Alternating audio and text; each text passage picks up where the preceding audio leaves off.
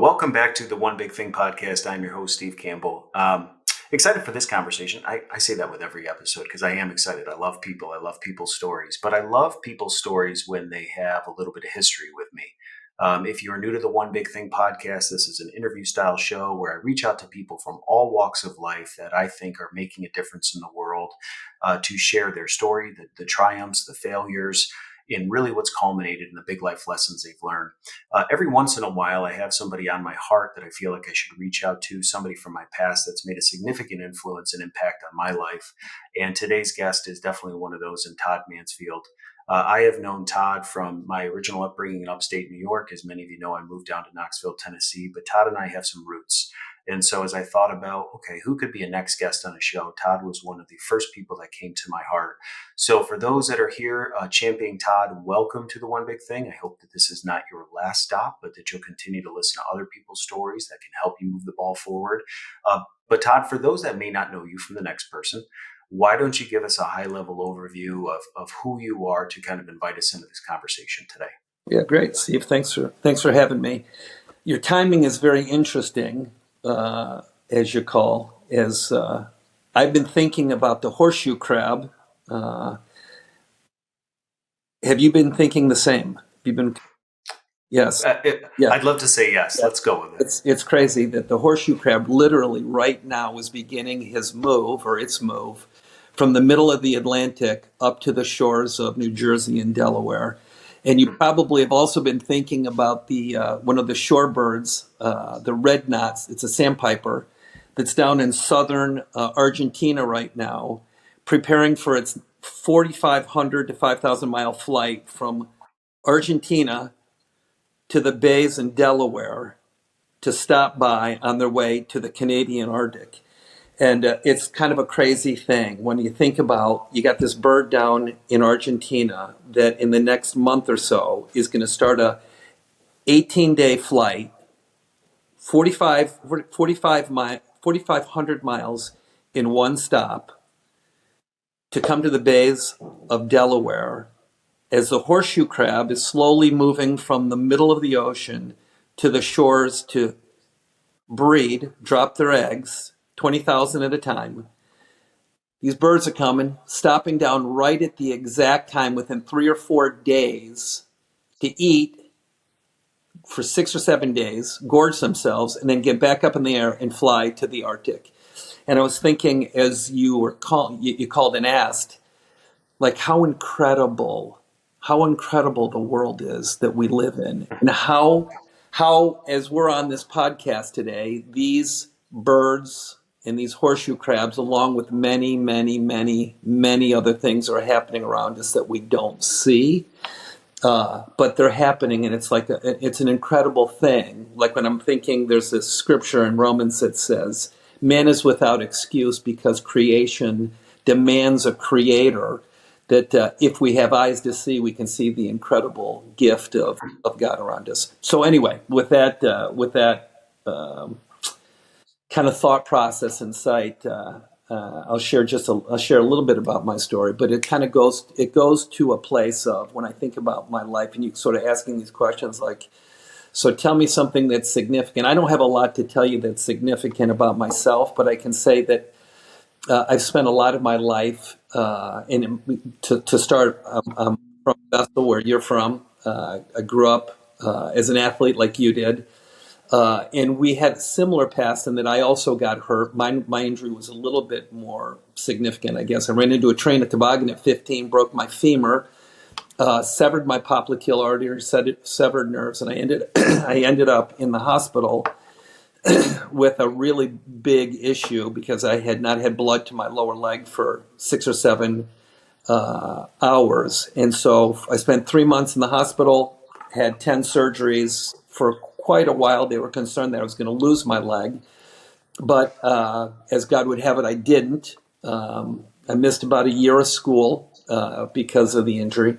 And really, my life really took a very drastic change at a fairly young age, and I was probably not mature enough to understand it at the time. But I will say what I remember during that time was having lots of visitors until about 8 or 8:30 at night, and when you're laying alone in the hospital at 8:30, everybody has to go home, and then everything gets kind of quiet. Lots of bells and whistles and noises that are abnormal, but just a lot of quiet time. And for me, that was the time that I started to think about, like, what in the world is life about? Like, I don't know why I thought about that stuff, but as a kid, I just remember thinking, I'm just trying to figure out, like, how's the world in my life work?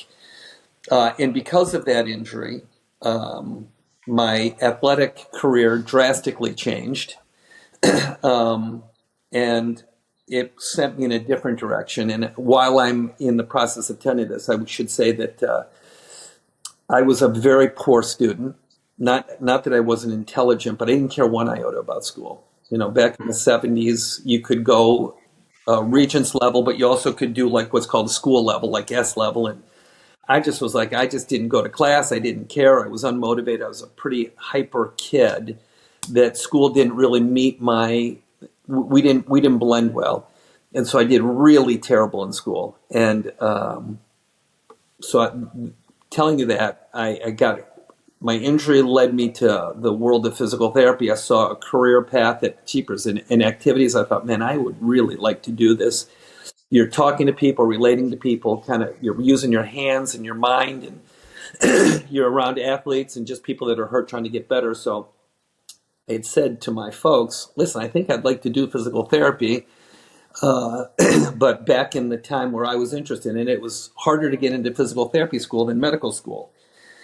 So anyway, I ended up going to community college, started applying myself for the first time in my life, and found that school actually wasn't that hard. And the first message that I would say to people is, if you say, geez, I've never done well here, it doesn't mean the next day you can't. It's kind of changing your mindset a little bit. And for me, I was motivated. I was a hard worker. And I just started to apply myself. And so someone told me, and I don't remember who it was, if you're in class for 50 minutes, after that class, go to the library for 50 minutes. So I just adopted that. I'd never been to the library in my whole life. So I got done with my first day of class, was in two classes that day, two 50-minute classes. I went to the library for an hour and 40 minutes. I reviewed my notes. I read the chapter and started to get A's and realized that, my goodness, if you just do a little bit, you can do well. And that really, for me, at community college, I left with a mid to high 3 grade point average. I didn't have all the classes I needed. Went to Cortland, a state school, and did it another year. And then anyway, ended up getting to physical therapy school. And that was the beginning, and really that was my career for 30-some years. I made a stop in the MBA. I worked in New York at Cornell Medical Center, New York Hospital when I got out of school, and met my wife, Christy, who happens to be a little shout out to Knoxville, happens to be a Knoxville native. Love her. Yeah, love her too. She was working in New Jersey, and really these are like, I have milestones in my life where I feel like God really was very evident. I felt like God was very evident in my injury, kind of redirected my path. I felt like God opened doors to get me in school. I had the right guy interview me at Upstate Medical Center. I never would have got in if that guy didn't interview me. Something happened on my internship, so I ended up in New York as opposed to someplace else. While I'm there, they offered me a job. While I'm there, I treat someone that's connected to the New Jersey Nets, who said, boy, we need someone that to work with our team. I think you'd be perfect. As I'm preparing for that interview, literally the night before the interview, I'm reading this article about a complex ankle injury that I never had even heard of before, called a Liz Frank fracture. I read this whole article. The next day I go to the interview. I get done with the interview with this really sharp, really smart woman. And she said at the end, I feel like I'm done. And she says, Todd, I just have one more question for you. I want a clinical question. If someone came in on the basketball team and had a Liz Frank fracture, tell me what you would do with that. And I'm like, Come on. oh my Lord, for real. And I'm like, well, and I just listed out. It was like I regurgitated this article. And at the end, she said, I don't think I need to hear anything more. And literally the next day, she said, you have a job working in the MBA. And at the time, I think there was only 3 physical therapists in the country working Wow. in the MBA, and I was one of them. So, and again, had a great experience there. Christy happened to be, I had met her at the time. She happened to be living in New Jersey, which, as God would have it, allowed me to move to New Jersey, allowed me to get to know her better. And we decided to move back home to upstate New York to open a outpatient orthopedic and sports physical therapy practice. And for 30 years, it was my dream. It was my dream job. Like, it was a job where every day I felt like, oh my, this is like what I was meant to do. So I'm going to stop there and just say, so that's and that's where I met you, and that's where I met your brother, and that's where I met your brother, and that's where I met your mom, and that's where I met your dad, and really, Well, I love that story. There's so much, Todd, to unpack there. You started off sharing this story, right, about birds and crabs, and boy, when you're a grandparent and you got some time on your hands, the stuff that the Lord allows you to think about, right? If you ask me if I'm thinking about it, no, I'm not, because I'm right in the thick of raising kids and surviving each day and trying to be a parent. But to have that wisdom being shared back, I think was a very cool opening to the show, because you and I are very similar, not just in our past injuries, but I think just our appreciation of life, even from a young age. I've always had an older kindred spirit about me. And there's a lyric in a song that says, you can have air in your lungs and still not be living. mm, Right. And so I think so many of us just kind of go through life, but don't actually live life. And that could just be the way the sun sets, the way the breeze blows, yeah, something you see that just reminds you that, man, life is worth living. And I think, if you hear Todd and I's heart, obviously faith is a foundational part of both of us. I've always said the one big thing is not a Christian podcast, but it is very hard to not allow the things that make you who you are to seep out in your life. And so if you are somebody that's here that just feels hopeless, mm, life is not, in your story, you shared hopelessness. You weren't the kid that got good grades, yeah, but that wasn't the end of your story. yeah, There has been little moments throughout your life that have been reminders that, Todd, you are not alone in this life. amen. And I have had similar experiences, derailed by injury. Part of the reason that I knew you is I spent months with you in physical Right. therapy. For many of you that don't know my story, I was a phenomenal athlete in high school, 3-sport athlete. Was going to go play Division I lacrosse at Rutgers University in New Jersey, where Christy was at, in the New Jersey Nets. And literally the night before I was to sign my letter of intent, I tore my ACL in a high school football playoff game. Didn't even know what an ACL was wearing the wrong pair of cleats on the wrong field. My foot got stuck in the turf. And at that point, my body turned and snapped. Now, I continued to play for 2 more quarters, because when you tear an ACL, you can still move forward and backwards. The lateral movement is gone. But every time I went to go make a tackle, my knee would give out. Long story short, I was terrified. I wasn't going to be able to play Division I lacrosse. No one in my family had had this type of injury. And I was assigned a physical therapist by the name of Todd Mansfield in his outfit that I was supposed to go see every day. So I missed my entire senior basketball season. I missed my entire senior lacrosse season. And you know me, I was a lacrosse fan. It was actually a very lonely time of my life, because these guys I had played lacrosse with all the way through up in grade school were now seniors. And I was at a physical therapy office every day. They went on to win the sectional title, and I could not even be in the picture with them. Yeah. And so I remember Todd just standing in a 105-degree tank trying to break down scar tissue in my knee, and just having so many questions. But I will tell you now that at 37 years old, looking back, as much as I'm frustrated that my mobility in my knee isn't there in my hip, it is a reminder of God's Mm, faithfulness in my life, because it saved me. yes. I was prideful. I mean, I was arrogant. I thought my flesh and my physical body was going to take me places.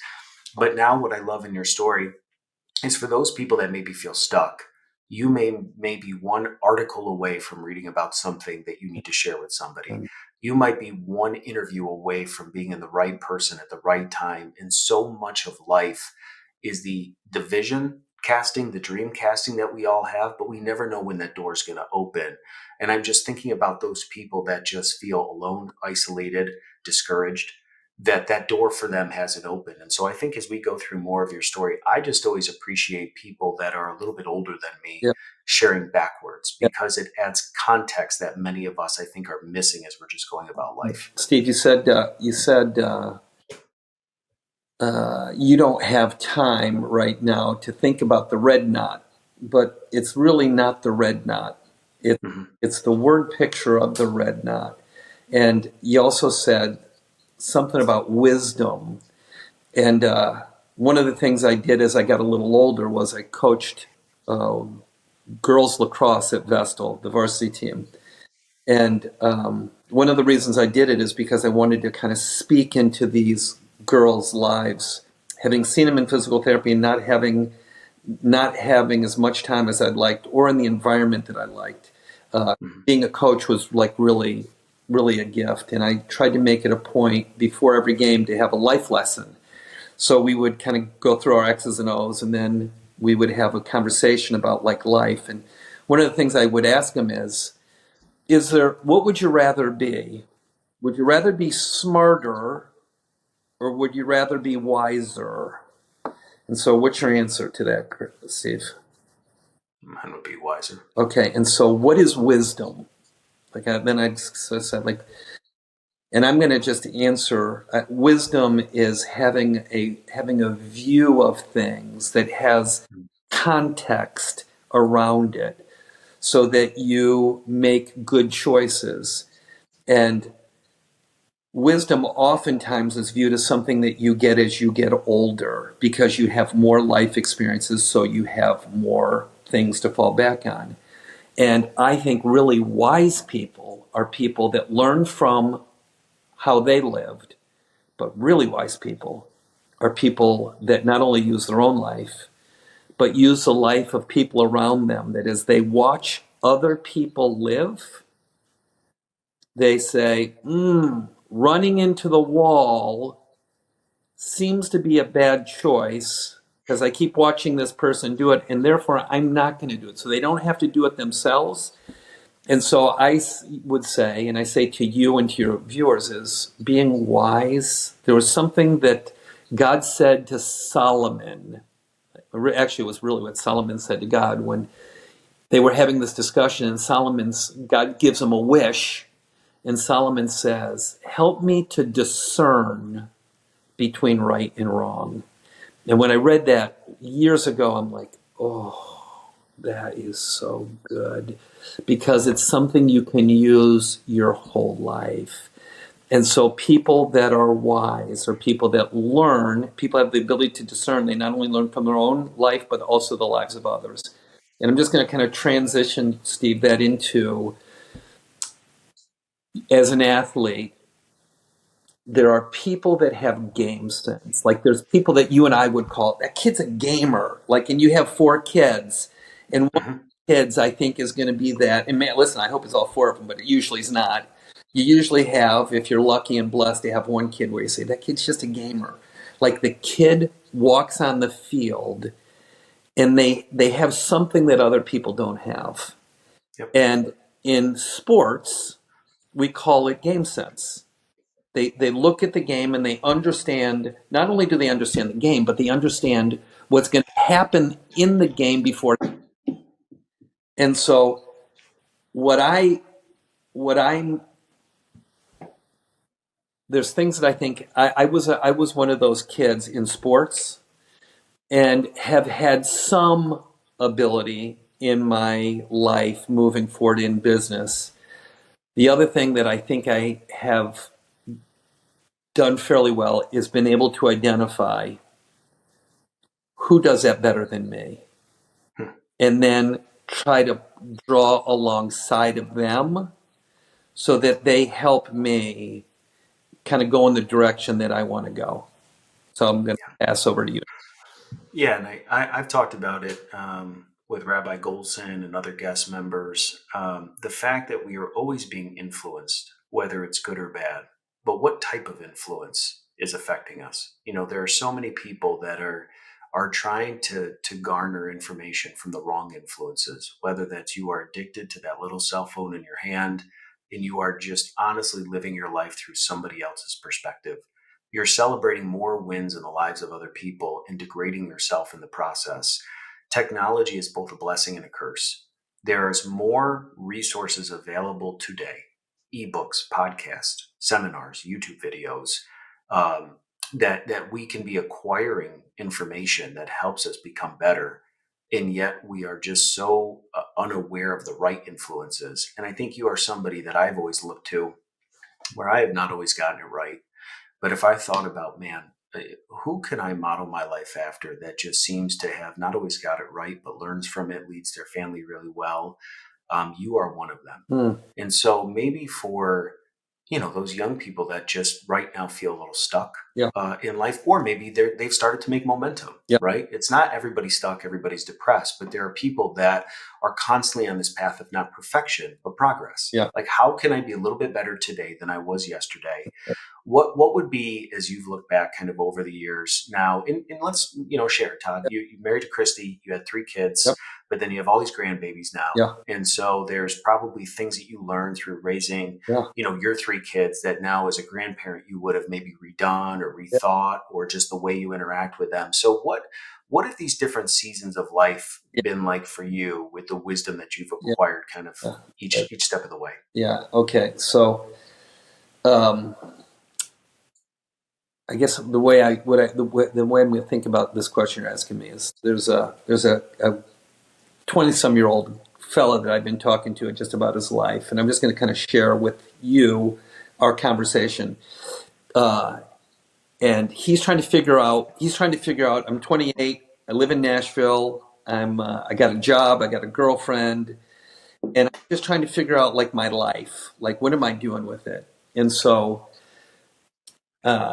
I said, "Hey Sam, this is what I'm going to tell you. It's like if you want to kind of know my true story, is I start with Sam. I'm not a religious guy. That's a fact. Like I'm not too into religion at all.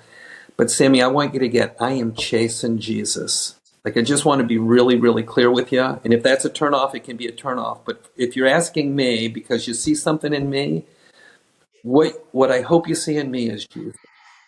Not a religion, not a church, not ritual, but this notion that my life has a purpose, that I'm trying to come to know. I'm trying to see the red knots all around me every day. I'm trying to see how beautiful creation is and kind of connect into it. And I'm trying to see the person that God said is his exact representation, that being Jesus. And what Jesus said is love people, be kind to people, care for your neighbor as you care for yourself. So what am I chasing? And that's, like I said, Sammy, we're all chasing. Steve Campbell is chasing something every day. You get up and there's something you're chasing, and there's something I'm chasing, and you just have to identify what that you're chasing. What's the goal of every day you get up? And if it's survival, listen, for some it's survival. I'm just trying to eat. But underneath that, there's usually something more.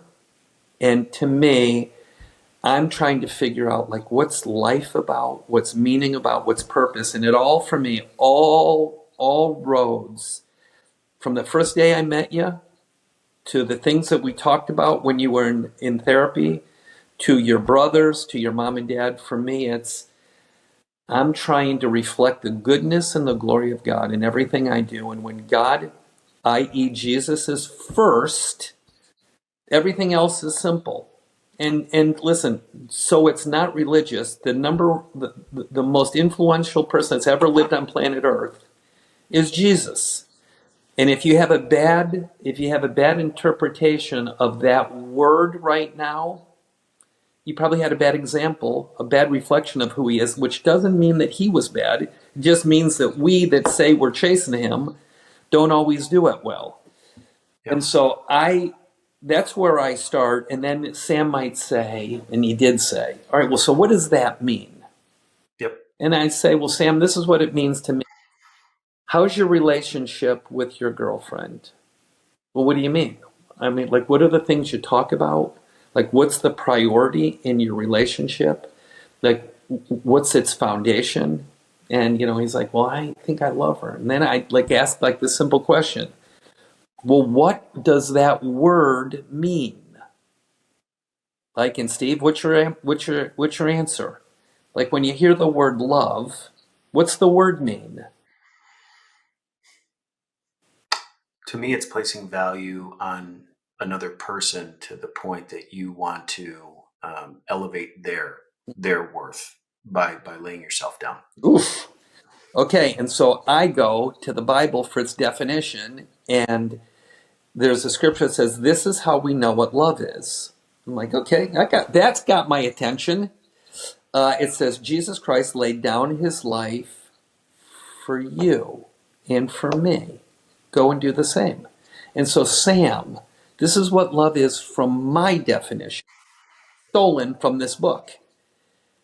Sacrificially, you would care for your girlfriend, even when you don't feel like it. So is that different, Sam, than yours? Because if it is, maybe it's not accurate. And so, Sam, in work, what's the priority in work? I mean, if it's trying to make a lot of money, and we'll probably get into this later, of if you're partners with somebody or you're in business with somebody, or if you work for somebody, and the priority is making a lot of money, you're probably going to have trouble. Yeah. Because at the end of the day, it never satisfies and it forces compromise. But if the end of the day, you're working for those around you, for their Mhm. benefit and yours, and most importantly, for the person that your product is serving, my goodness, my guess is you are putting yourself in a really good position to be really successful. And in my world of physical therapy, money never was. I never even thought about money when I got into the field. And I mean, if people didn't have insurance, I didn't care. I mean, if people couldn't pay their copay, I don't. I mean, I don't. That's not why I'm in this world. And because of it, we had financial blessings on top of financial blessings that I never, ever, ever, ever would have dreamed of. And so, Sam, I say, think about those things. Yeah. Yeah. I think I love that story. And for people that again, this is a conversation you never heard between two grown men talking about Jesus, right? We hope that it doesn't alienate you, but that you're at least curious enough to say, okay, I'll listen. The Bible talks about idols, especially in the Old Testament, and it talks about do not worship idols. And I think in 2024, it's very hard to think of like, well, there's no more idols, right? Like the Bible is antiquated, no one cares. Oof. But I would challenge you. An idol is anything that takes your attention off of the one that created you. Mm. That could even be your spouse. It could be your kids. They could be good things. But if I ask people all the time, show me about your walk with Jesus. I was listening to a Francis Chan sermon. Francis Chan's awesome. Wrote the book Crazy Love. He had his wife on, and they had talked about how when they do marriage counseling, they'll sit down with a spouse who's agitated and will come in and say, "So and so is the problem," and they will just start rattling off, "Stephanie's this, Stephanie's that." They'll pause for a second and they'll say, they'll ask them more about their own personal walk with the Lord. Steve, let's pause for a second about Steph. Yeah. Talk to me about your day. Talk to me about your time. Talk to me about what you do in a day. And what they realize is, I think they said 99% of the people that had marital conflict spent no time pursuing Jesus personally. Yeah. Sure. And they were always casting blame. Now, this could not only be your spouse, this could be a boss, this could be a family member, this could be a friend. What my goal and what wisdom I think looks like to me is, before I ever bring an accusation against another person, how can I first look at, man, was there something I could have done? Yeah. And I think reflection is so hard for people today to really understand, because life is constantly trying to grab your attention. I mean, you might be truthfully trying to cultivate a life of, devotion and meditation or just quiet time, and your kid runs in the room, or something happens outside, you hear a scream, or you get a text message. We've never been more inundated with things trying to get our attention. But when we think of idols today, it's such a hard word for us to wrap around. An idol is anything that takes the focus and devotion off the one that created you. You might be in a season of life right now, raising kids and trying to build, especially in your 30s and 40s, right? When you talk about finance, this is where a lot of us are building for the future. There's not much time to really enjoy what we're building because we're building it for another day. When you get into retirement, you're able to live off the fruit of what you built. But when you don't have a lot of money, money can become an idol Sure. to the point that you can tell yourself, Steve, you seem really down. Well, yeah, just got a lot of bills piling up and got a lot of this and that. And it's like, man, it'll be easier when money comes in. It's like, no, it won't. No, that's right. No, it won't. You're just deferring hope for another day, and hope deferred makes a heart sick, right? There's so many things that we read about in the Bible that are so true today, but an idol can be your phone. An idol can be your relationship. It could be your children. There is nothing wrong with passionately loving your children, but not beyond the expense of your own personal relationship Right. with the Lord. And I've always told my wife this. I said, Steph, I love you to death. Stephanie was my very first guest on the One Big Thing podcast. So if you want to hear that woman's heart, go listen back to episode 1. She is a total rock star, came out of her comfort zone and shared her heart. I have told her ever since the day I met her and married her, I will always pursue Jesus more than you. That's beautiful. And it's that can sound like in 2024, that can be twisted in a way that removes the beauty of it, where it's like, you're not giving her your all. I am, by giving somebody else my all. Oh, yeah. And I think I don't really get into a lot of my heart and faith in this show because, again, I am very conscious of, I want the person who doesn't believe what I believe to at least engage and listen. Yeah. But I will say that your story, and I want to kind of get into a lot of it because you've had opportunities in business, you've had opportunity in marriage and with your kids. Those kind of insights are so important because we don't always get to see at this stage of life what the road looked like. Yeah. And I even had this thought the other day when I was reading my Bible, which is like, you read these high water marks of God did something in somebody's life, but you don't know what every Tuesday was like Yeah. or every part of the week. Yeah. You just read these high water marks. And because of LinkedIn and TikTok and Instagram and Forbes magazine, I can read about a Todd Mansfield who's absolutely crushed life, core life, like all the things you've done, and be in a season of my life where I'm like, well, I'm never going to be Todd. But I don't always, not everybody especially gets the time to sit down with a Todd Mansfield and say, like, what's the journey been like? So my hope in this Yeah. show, again, if you're new to the One Big Thing podcast, is I don't want to have guests come on and their whole one big thing is just, you got to work harder. Yeah. You got to get in first. You got to leave last. You got to study harder. There's a lot of people that are trying hard right now, Yeah. and it's not paying off. And so they need practical wisdom and practical insights that it's like, hey, I don't know everything, but here's one thing I do all the time Yeah.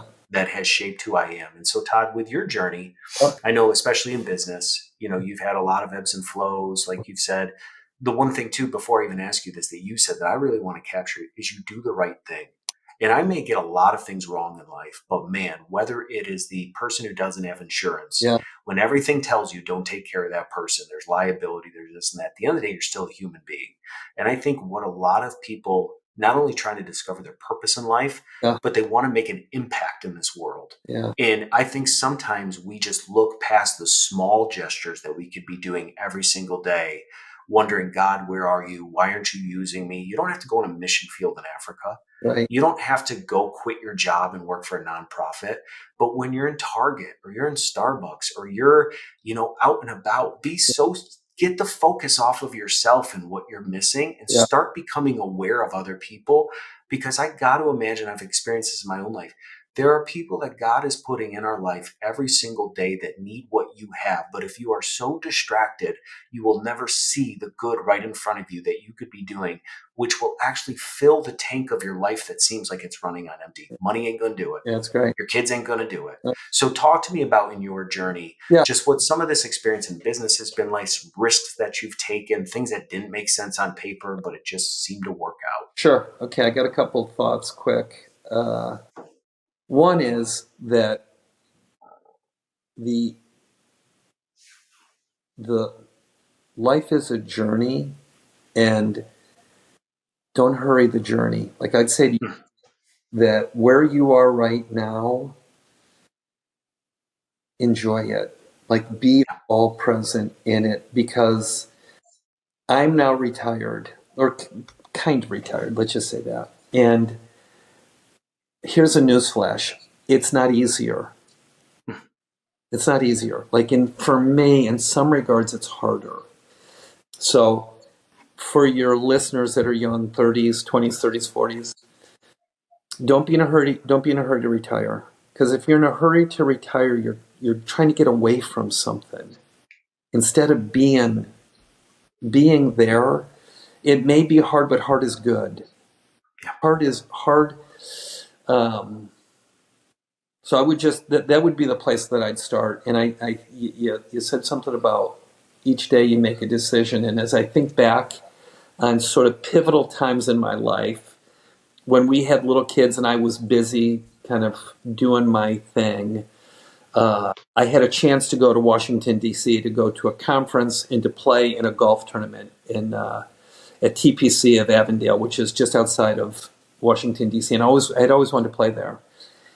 And had the plane tickets, had everything set. And then Carly, our oldest daughter, said, Dad, I have a church talent show on Sunday night. And I realized that Sunday night I was supposed to be gone to go to this conference and to play golf. And I just was so conflicted. I'm like, oh my goodness. And she was like 5, and she's going to sing like four sentences or something. And for whatever the reason, I thought, I'm just not going to miss this. I'm just going to start the compromise because it's too simple. Like it's too easy to say this isn't important and miss it. And then when's the next compromise? So anyway, as God would have it, I told my friend I can't come. And he said, he argued with me. He's a believer. He argued with me, I can't go. But he was fine. He understood. So anyway, that weekend, I find out that there's a flight at 6 a.m. out of Binghamton to D.C. And the thing doesn't start till 8. So I end up, and it was a whim, in that my spot hadn't been filled yet so that I could go. But I look back on it, and Steve, that was 40, I don't know, it was 30 years ago. It was over 30 years ago. And I'm telling you the story right now because it was a moment in time where I thought, I had an example of a mother and father that put me first and put my siblings first. Like they seem to value our life oftentimes at their own expense. So I had that modeled for me. And I just thought, no, I'm not doing it. And I would tell you that when you make the first choice, the right one, the second, the third, and the fourth, and fifth, they're going to come to you. There's going to be constantly distractions. But it's easier to make the right choice the next one and the next one and the next one. So I would just say that our life, there's a thought, it's a biblical thought, but it's a thought that says a thought, if you dwell on it, becomes an action. An action, if you do it enough, becomes a habit. And a habit becomes a character. It begins to define your life. And I think, don't ever think that thoughts are harmless. Stuff that you dwell on. And I'm just telling you that you guys, especially your age group and younger, have this phone that you scroll, and every day there's things that you're seeing, you're hearing that can distract you to think about more and hear more. And it starts out as harmless, or so you think. In that journey of life that we're talking about, you can end up in a place that you never, ever imagined. You can look back and you think, how in the world did I get here? So I kind of want to throw that out at you. And Steve, I'm going to keep going just for a minute. I just finished reading a book called Open, and it's Andre Agassi's biography. for your listeners, I highly recommend it. And I'm going to ruin it just a little bit. Agassi, who's a great tennis player, said that he grew up and his dad was from Iran. And he said, "You're going to be a great tennis player someday, Andre." His dad was a tennis player. And he made Andre practice every day. Practice, worked hard, worked hard, worked hard. Someday you're going to be the number one player in the world. And the kid was a very gifted player. And he hated tennis, and he hated his dad, and he hated his life. But at some point around 19 or 20, in his book, he says, I began to believe, you know what? I'm going to be the number one player in the world. And that will satisfy my father, and that'll satisfy me. And so he says, like 3/4 of the way through the book, he said, the worst day of my life to this day was the day that I woke up and I opened the paper and it said, the number one tennis player in the world is Andre Agassi. And he said, at that moment, what I realized was there was nothing there.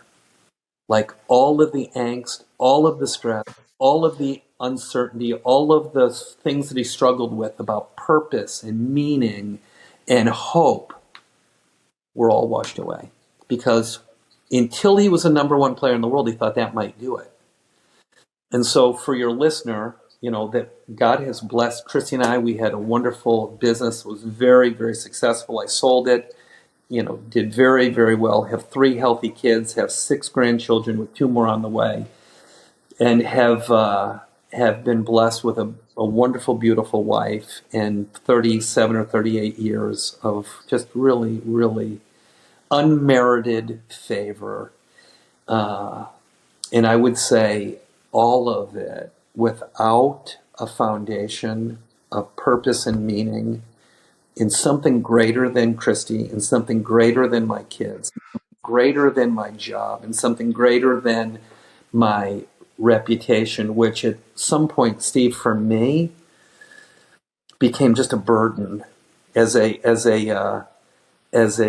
small town kind of physical therapist, a small town business owner that treated thousands of patients a year and was, had some success at it, and had a personality that worked well in the world that I was in because I could empathize because I had been hurt in the past.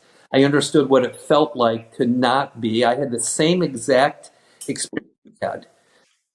Varsity level athlete in 9th grade, first one picked on all the teams, made all the all-star teams, was set right before I got hurt to go to Europe to play hockey. And now I'm less than average. Now I'm just, now I'm not who I thought I was. Like my world just got totally turned upside down. Without having a deep, unabiding faith at that point, I would have been really lost. And so, Agassi had to come to the grips with there's nothing there. The world made this like really, really important, but I feel empty. And when you have something more than that, and I'm telling you, your last, I guess it was 2 times ago, Rick Yarash, Mm-hmm. who said, hope, hold on, possibilities exist. Like I wrote that down. I'm like, oh, I'm going to use that one. Like that is, like there's something really, really important for people that are living in a place where they feel really hopeless. I mean, hope is still there. It's like really foundational, but you can't hope for hope. And if you don't have it, maybe you're looking for the wrong thing. And I just bring up Agassi because Agassi thought that being the best player in the world was going to make him feel full, complete. And for those like Steve that you say, hey, listen, I've thought about you. Listen, if what you think has made me successful is my career and my stuff, it isn't. And my kids, and no, it isn't. I mean, it's been an incredible blessing. Yeah. Steve, I lost my train of thought on this thing when we were talking about a stumble for me, and for you someday as you progress, people telling you that you're good and you're successful. Christian that was on Ponder the Quarterback. Hmm. There's a perception that because if you're successful, people think something about you. There's a point where it begins to be almost too much. Yep. No, if you just really actually knew, I'm really not that great of a guy. Like, I mean, I'm just like the rest of everybody. I'm just trying to get through another day. I'm trying to be faithful to God first, faithful to my wife second, true, caring and honest to my kids next and grandkids, and then to the community. And every day, every single day, there's a temptation and a struggle to kind of change who, to change what I'm chasing to one of those idols.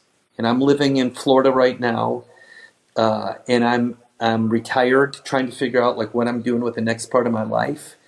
And there's this stupid little game called pickleball, and Which you're pretty good at. right, and at 63, here's a news flash to you. If you think at 37 that fire that you have right now is going to be gone at 63, it's not. It's not. I wake up and I think, I gotta work. Like I gotta practice. I'm trying, my goal is to be the number one player in the villages. And if you're the number one player here, you're gonna be top 2, 3, 4 in the country. Because the best players in the country live here, or some of the top. National champions are everywhere. Every single day I'm playing against and playing with the best players in the country. And it's exhausting. And so the idol, like I just want you to know, like I sit here and I think, I just got to be careful. Like I think about it all the time. Like, Todd, what are you chasing? What are you chasing? What would God, if I end up today in this moment, ending up in front of my maker, call whoever you want to, someday we're going to be accountable for our life. Yep. Proud of what I'm doing right now. Am I in the place that I'm called? And I'm just telling you, it's more of a struggle now than I ever thought it was going to be when I was your age. Like, really, where would God have me today? Because there's a huge pull for an older adult like myself to say, the villages is like really nice. There's young, healthy people that every day are out being active, but it is a very self-consumed place. And for those of us that realize self-consumed should have whistles and bells and sirens screaming, they do. And so Christy and I, literally, Steve, almost every day, we're saying, God, we're praying, where would you have us be today so that we would finish strong in our life? Oh, Man, there's a lot to unpack there. So many things I was thinking about as you're speaking. The story of Agassi, I think, is great because one of the guests that I had on, Allison, had built an entire career, became CEO of a company, the thing that breaking glass ceilings as a female. right. She said, I got it and I hated it. Yeah, The thing that for years I grinded, I sacrificed, I got to it, and this is not what I want. And I think of a story in the Bible where Peter, a fisherman by trade, physical therapist, financial planning, whatever it is, he was a fisherman by trade. And Jesus showed up in his boat and told him to cast his net on the other side. And he doubted it because he was the professional and he knows what he's doing. And yet, when he met his maker that created the fish in the sea and told him where they would be, when he cast his net into the water, he got the single greatest haul that he had ever had. right.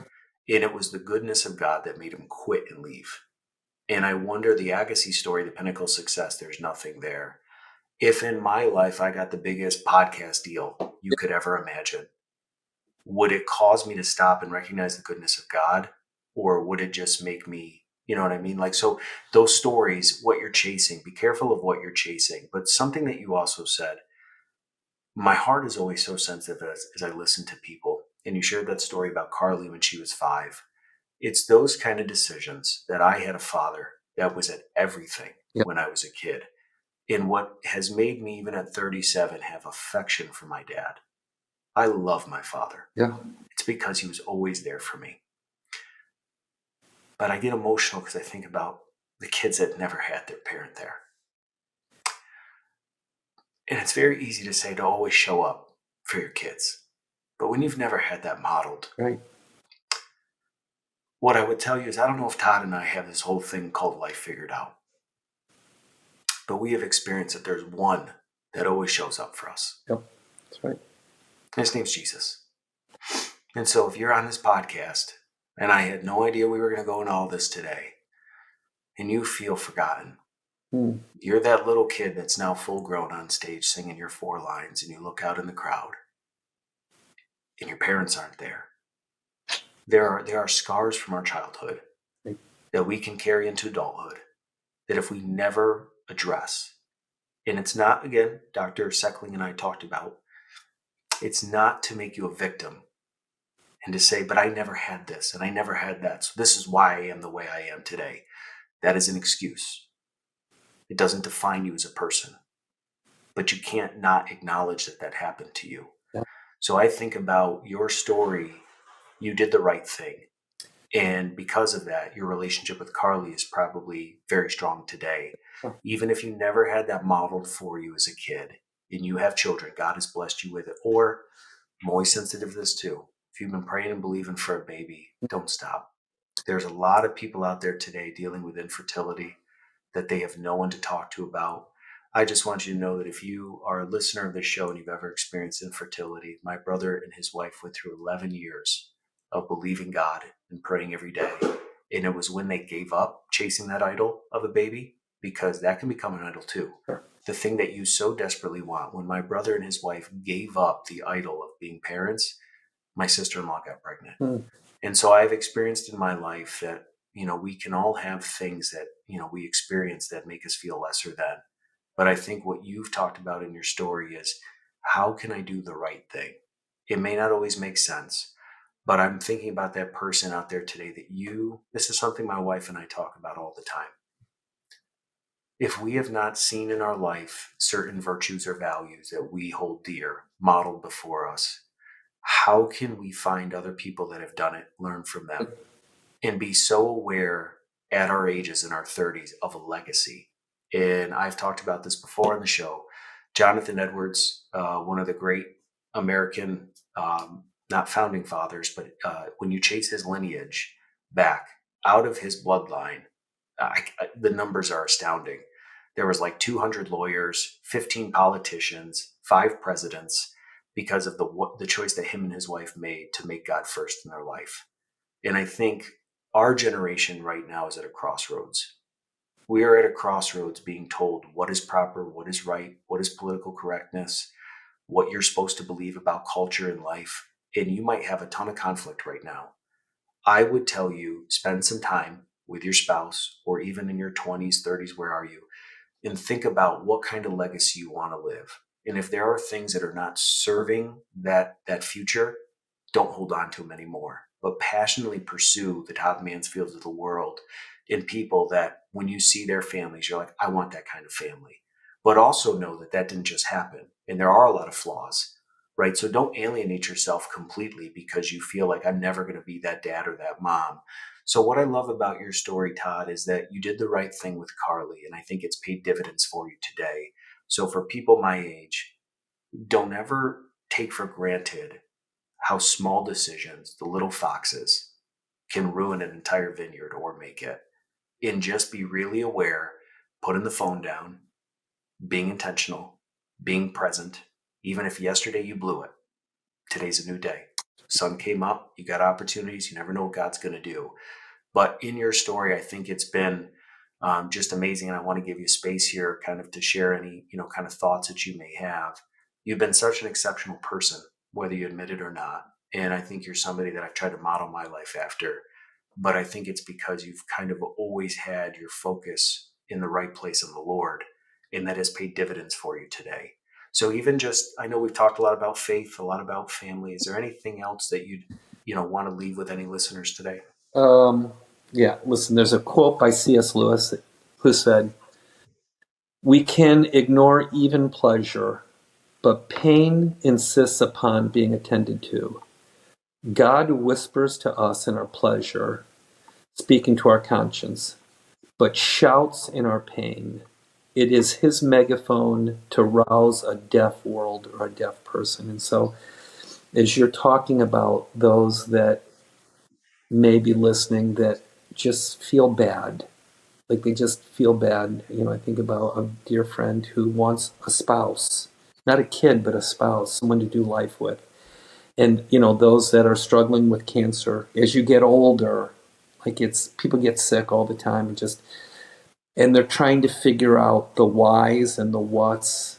And I just keep kind of gently saying it's the who. Like keep going to like what is your life about? Like what's the purpose and what's the meaning here? And in your suffering, in those hardships as a kid, those scars that you have, God can use those to have you ask questions that people that are really successful aren't asking because they feel like they're in a good place in their life and they don't need it. But the truth is they need it more than ever. And that sometimes our pain is our blessing. And it doesn't always feel like that. Uh, but I've tried to use the things in my life. And I've also tried to use the platform of physical therapy that we've talked about so far to ask people like what are you going to do with this now, like trying to get to a deeper. So Steve, on a when you leave here and you go home tonight and you're going to talk to your kids about a life lesson, I want you to go outside at night. I want you to look up in the stars and see like the magnificence of creation. And I want you to find the one star. There's one star in the sky that never moves. The entire sky, our life and our world and everything around us is changing constantly. But there's one constant. And what's that constant in the sky? You know? You tell me. Okay. So it's Polaris. Hmm. You're going to say to your four kids, we're going to go out and we're going to find Polaris. And what is Polaris? Polaris is the North Star. There's one star in the sky that never moves. And so when I'm talking to my lacrosse girls, I say, there is one constant. There's one thing that's an absolute that never changes. And what I didn't know about that North Star that I just literally found out about is that the North Star is a cluster of 3 stars. Wow. And we see the image of God in everything. And we happen to, and they just literally, not long ago, they just found out as they look deeper into the sky, they say, wow, the North Star is not just one star, but the brightness of that one star is from 3 that make up the North Star, and it never changes. And so when we feel like we're getting beat up in our life, and you're in a stage where it's hard, like it is really, really hard, and there's lots of uncertainty, there are a few constants. And I would just encourage you to stay focused on the one unchangeable. And if you can do that, practical things, like I have a friend whose father recently passed away, and he was young. And I said, Dave, what happened to your dad? And this is what he told me. He said, Todd, I went to my dad's house after he passed away, and he used to sit in a recliner, sit in the same chair every day. And he would drink a couple of beers every night. And he said, in the recliner, I found in the pocket, there was a whole stack of bills, electric bill, phone bill, just a whole bunch of bills there. And he said, my dad would come home from work and he would sit in his chair and he would drink a beer or two and he would look at the bills and he'd have stress. And he said, what I actually think killed him was the stress of having to be responsible for paying all these bills. And so I said to him, I said, Dave, did your dad, did they turn the lights off? He said, no, they never turned the lights off. They never turned the phone bill off. We never got evicted from our home. But his worry about life stole a portion of his life. And so as you guys are in the middle of the battle, if you trust in something bigger than yourself, and as you feel yourself start to get angst about whatever it is, about my drop shot not being good enough, or us not doing the right, if we're focused on that, it's stealing our life. Mm-hmm. So I just say, let the North Star for your kids, let that be the example of there's a constant. Let us always focus on that one constant. And if we do, it doesn't mean that you don't have trouble. It just means that there's a way to get through your trouble. Well, if you're new to the One Big Thing podcast, as we bring this episode to a close, I always take a little bit of time at the end to ask each guest what I call start, stop, continue. This is where I would ask Todd, give me one thing you want to start doing, one thing you want to stop doing, and one thing you'd like to continue doing. So as he lets his mind wander about what those things will bring, I'll bring the episode to a close, and then we'll turn to Todd. I think one of the constants, whether you listen to, U.S. retired Army Sergeant Rick Yorish, or, any of the other guests that I've had on that have gone through rare diseases, physical trauma, as a host, you always want to be sensitive to, even though you may be picking it up in the story, you don't want to be the one that first says, it sounds like there was a lot of blessing in this setback.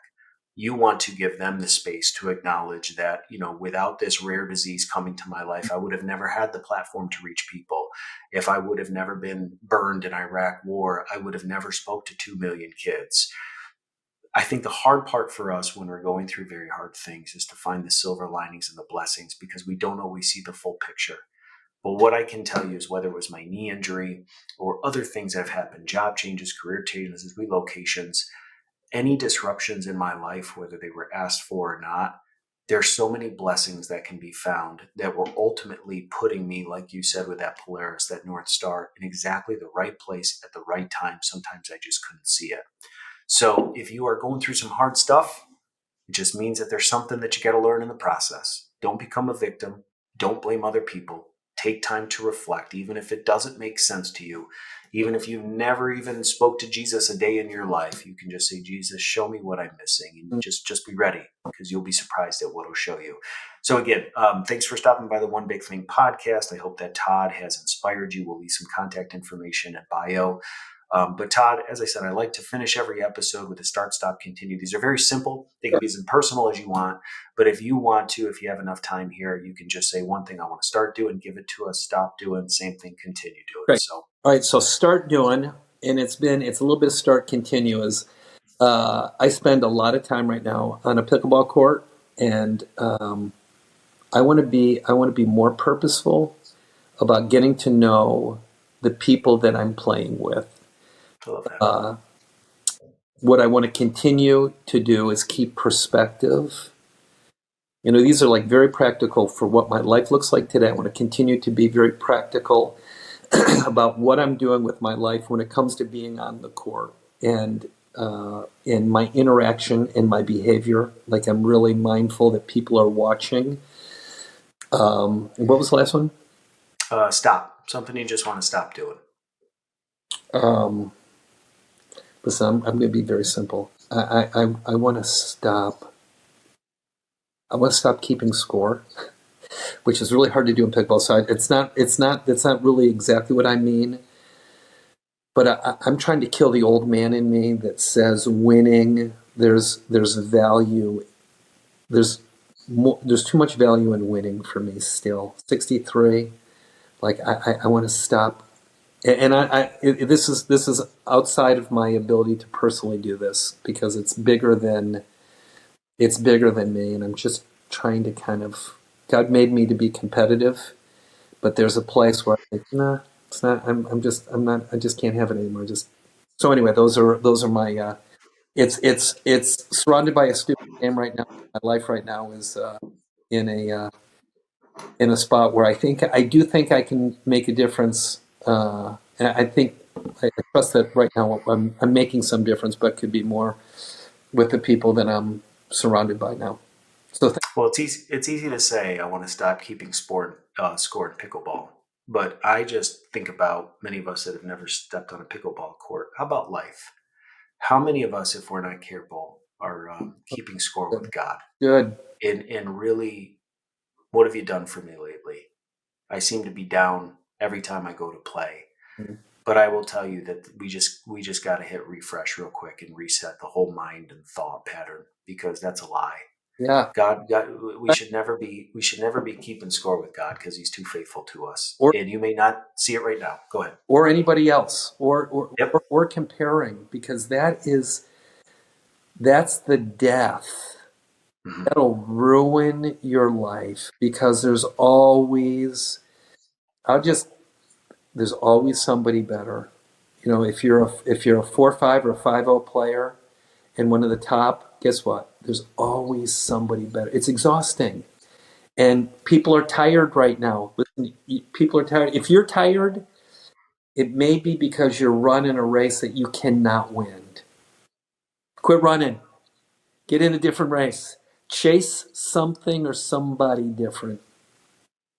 Well, we went from crabs to birds to North Stars and everywhere in between. Todd, thank you for being my guest on the One My Big Thing pleasure. podcast. I am very thankful that the Lord put you on my heart to reach out to. Todd is an advocate for people, and so we'll put that information in there. Again, if you've been here to champion Todd, my hope is that this is not your last stop. As you'd mentioned, Rick Yarsh's episode, boy, if you are looking for a jolt of humility mixed with Mm, hope, yeah. go listen to Rick's episode. And you can watch it on YouTube. That's one thing that I say to all people. You can head over to NQR Media. That's Not Quite Right Media on YouTube, and you can watch all these episodes along with us. But thanks for stopping by the One Big Thing. We are here to help you move the ball forward, and we hope we did that with this episode with Todd Mansfield.